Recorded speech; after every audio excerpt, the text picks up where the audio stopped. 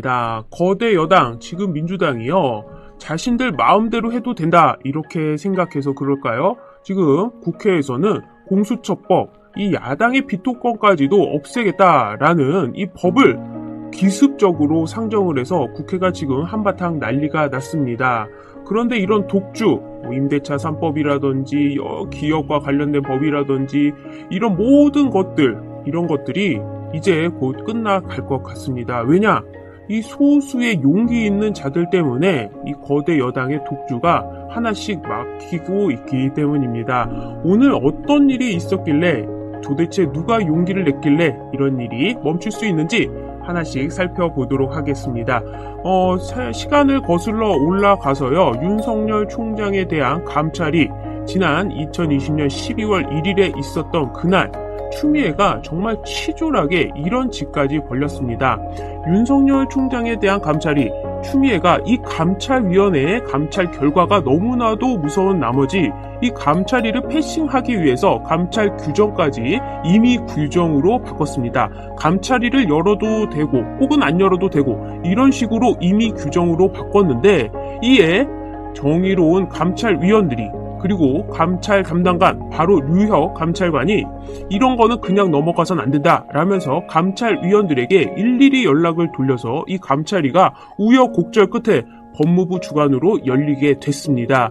그런데 이 법무부에서 열린 감찰위원회 추미애도 그리고 박은정도 막을 수가 없었다는 것이죠. 그러다 보니까 추미애는 어떻게든 이 감찰위를 시간을 끌어서 제대로 종료를 시키지 못하게, 그러니까 감찰위원들이 감찰에 대한 어떤 서류라든지 이런 모든 것들을 들여다보지 못하게 그런 작전을 세웠습니다. 그래서 이 윤석열 감찰위가 원래는 1시간 반이면 끝날 예정이었는데 어떠한 이유 때문인지 무려 3시간이나 걸렸습니다.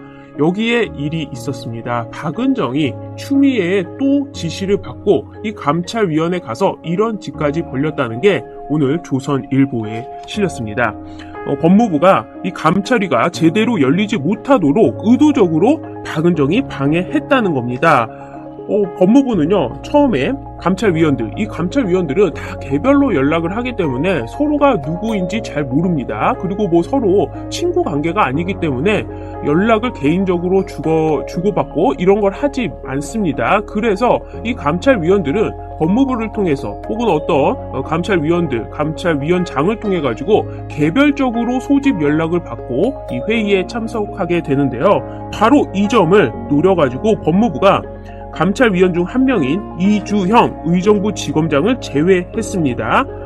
그러면서 감찰위가 못 열리게 하고 또 이 직무정지와 징계 청구가 부당하다는 결정이 나올 것을 좀 막기 위해서 이주형 의정부 지검장을 패싱해서 아예 개최를 막으려고 했다는 게 들통이 난 것입니다.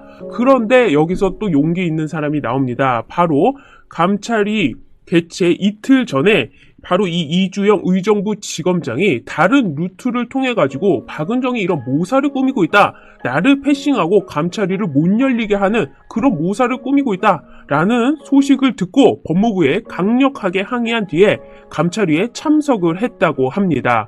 감찰위 준비는 박은정이 전적으로 담당해서 맡았다고 하는데요. 그러니까 감찰위가 열린다고 하니까 일부러 이 의정부 지검장, 이주영 의정부 지검장을 패싱하고 감찰이 숫자를 부족하게 해서 못 열리게 하려고 일부러 연락을 돌리지 않고 개최 시기와 개최 장소를 감찰위원들에게 개별적으로 연락해서 이 감찰위원들을 흐트러뜨려 놓으려는 이런 아주 옛날 수법을 쓴 것입니다.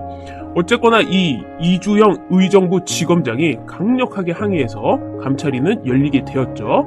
그렇게 한 단계가 지나갔습니다. 드디어 감찰위가 열렸습니다. 그런데 박은정은 추미애로부터 일가 지시를 받았습니다. 어떤 지시를 받았는가?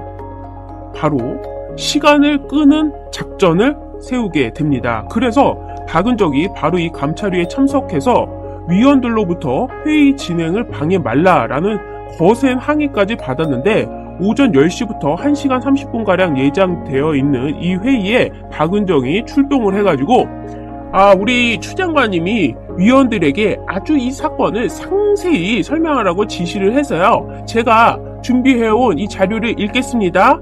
라면서 쭉 읽어 내려간 겁니다. 그러면서 여기서 나온 게 안 해도 될 윤석열 총장 부부가 한동훈 검사장과 휴대전화로 통화 문자 등을 주고받은 내역까지 공개해 가면서 계속해서 관련 자료를 쭉 무려 40분가량 감찰 자료를 읽어 내려간 것입니다. 이거 뻔한 수법 아닙니까?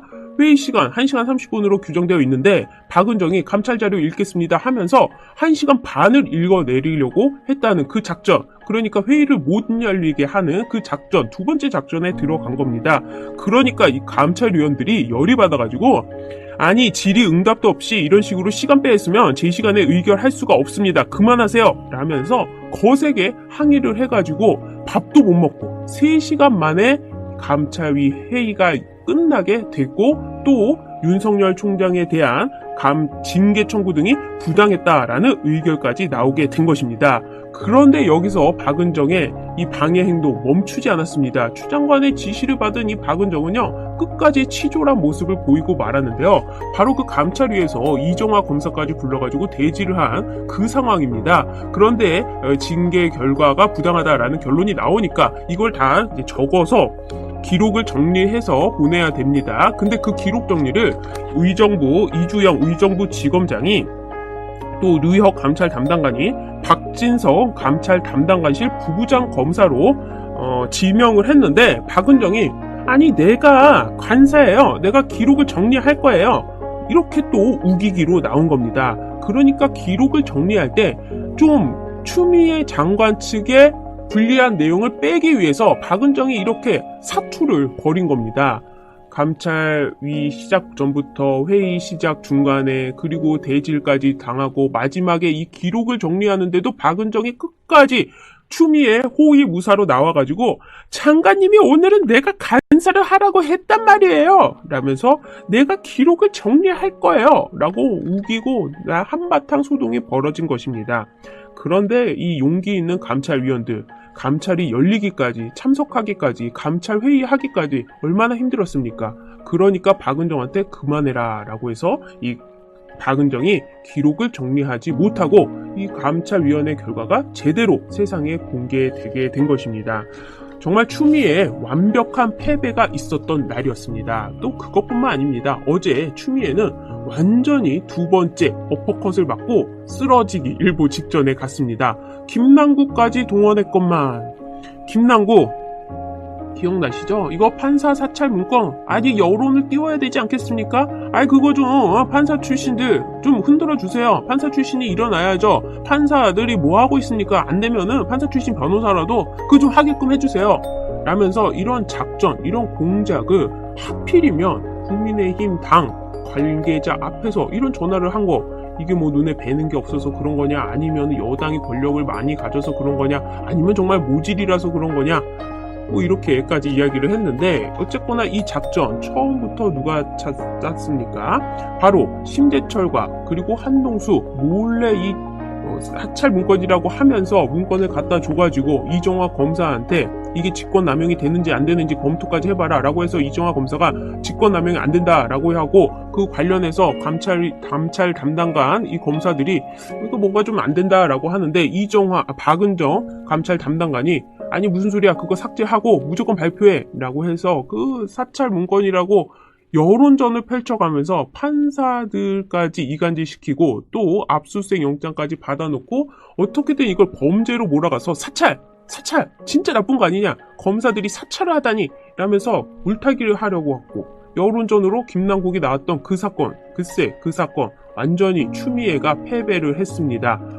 이 김남국이 누군가와 통화를 하고 나서 그날 밤 9시 30분에 바로 이런 기사가 올라왔죠. 경향신문에 사찰 의혹 문건 등장한 판사들이 헌정문란이다. 검사 의견에 불과하다. 라면서 이 판사들이 움직인 정황이 신문에도 나왔습니다.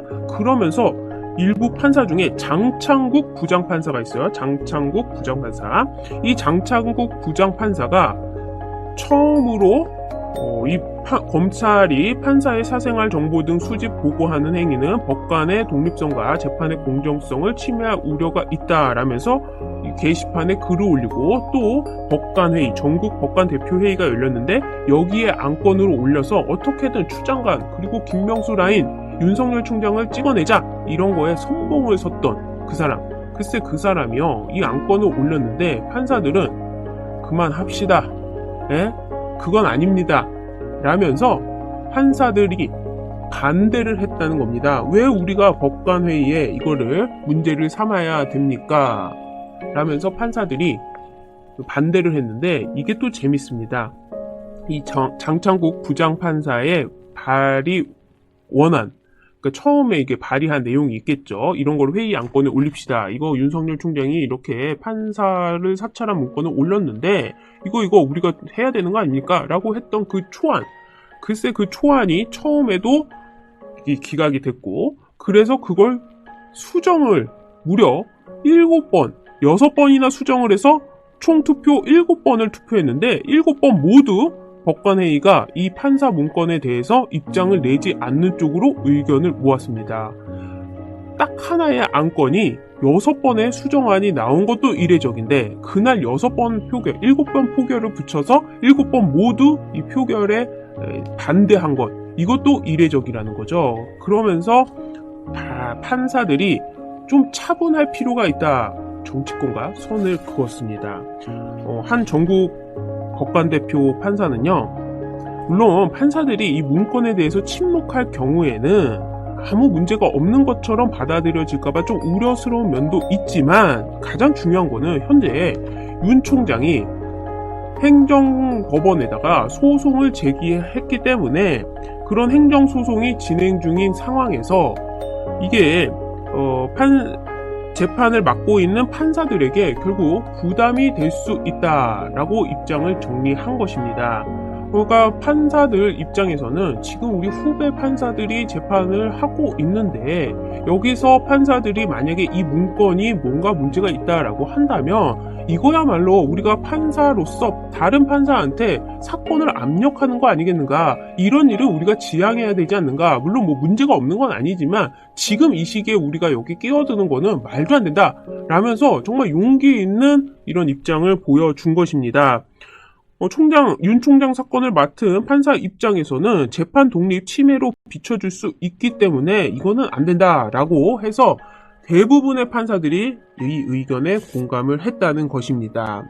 그러니까 용기 있는 많은 판사들, 용기 있는 재판부, 지금 사법부가 어떻게 장악됐는지 여러분들 다 아시죠? 김명수 대법관, 그것부터 시작해서 우리법연구회, 전부 이쪽 친문, 이 친정부 성향의 판사들 계속해서 좋은 자리 가고 출세하고 이런 상황 속에서 이 법관 대표회의에 나와서 또 일부 이 진영에 앞장섰던 이 판사를 반대하는 입장을 보여준 거, 이거야말로 정말 용기 있는 이 판사들의 모습 아니었겠습니까? 이 소수의 용기 있는 사람들, 감찰위도 그렇고요, 그리고 여기 법관 대표회의도 그렇고, 이렇게 민주당의 거대한 권력에 맞서가지고 소신 있는 발언을 한 사람들, 바로 이 사람들 때문에 지금 좀 기류가 변화하는 거 아닌가, 저는 이렇게 추측을 합니다. 문통의 지지율이 낮아진 이 순간 누군가는 용기를 내야 됐을 텐데 이렇게 앞장서서 용기를 내주는 이 사람들 덕분에 조금이나마 희망을 가지고 오늘 하루를 보내